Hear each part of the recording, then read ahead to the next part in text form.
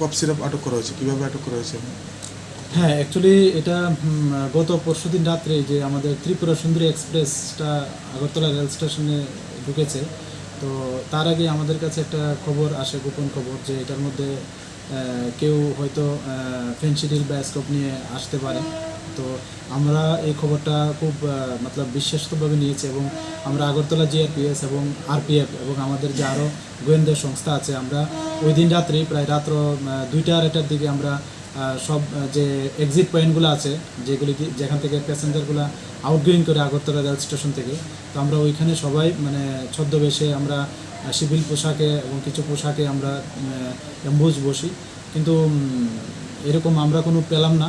তো আমরা পরের দিন সকালে আমরা ওই ট্রেনটাকে আমরা সার্ভিলেন্সের মধ্যে রেখেছিলাম। তো পরের দিন আবার আমরা এই ট্রেনটাকে আবার চেক করি আমরা, যে কোনো জায়গাতে কোনো থাকতে পারে কি না। আমরা আগরতলা এবং আরপিএফ আমরা মিলে এবং আমরা যে আরও গোয়েন্দা সংস্থা আছে, আমরা সবাই মিলে ওই ট্রেনটাকে চেক করি।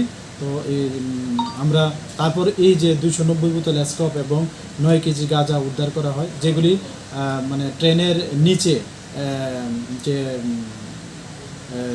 সেলফগুলো আছে আর কি, নিচে অনেক জায়গা আছে যেখানে ওই লেট্রিন বাথরুমের যে ট্যাঙ্কিগুলো থাকে, এগুলির উপর নিচে একটু একটু জায়গা থাকে, তো এইগুলোর মধ্যে লুকানো ছিল। এবং যে ট্রেনের মধ্যে যে ওয়াশরুমগুলো আছে ওইটির উপরেও আছে, কূপে কূপের মধ্যে রাখা ছিল আর কি। তো এগুলিকে আমরা উদ্ধার করেছি এবং আমরা এগুলি একটা ইনকোয়ারিও স্টার্ট করে দিয়েছি আমরা আগরতলা জিআরপিএস থেকে, যে এগুলির সঙ্গে কে বা কারা যুক্ত আছে বা থাকতে পারে, আমরা অবশ্যই তাদেরকে মানে উপরেও আমরা আইনত মানে কার্যকর করি।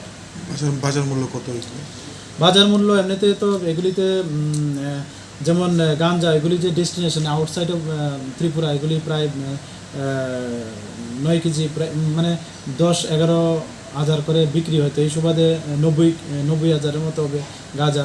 আর যে স্কোপগুলো আছে যেগুলি বাংলাদেশ বা উত্তর অঞ্চলে যেগুলি বিক্রি করা হয়, যেগুলি প্রায় সব মিলিয়ে দেখা যাচ্ছে যে স্কোপগুলোর বাজার মূল্য প্রায় 87,000 টাকার মতো আছে আর কি। কেউ আটক আছে না, এখন পর্যন্ত পাওয়া যায়নি, তবে আমরা দেখছি।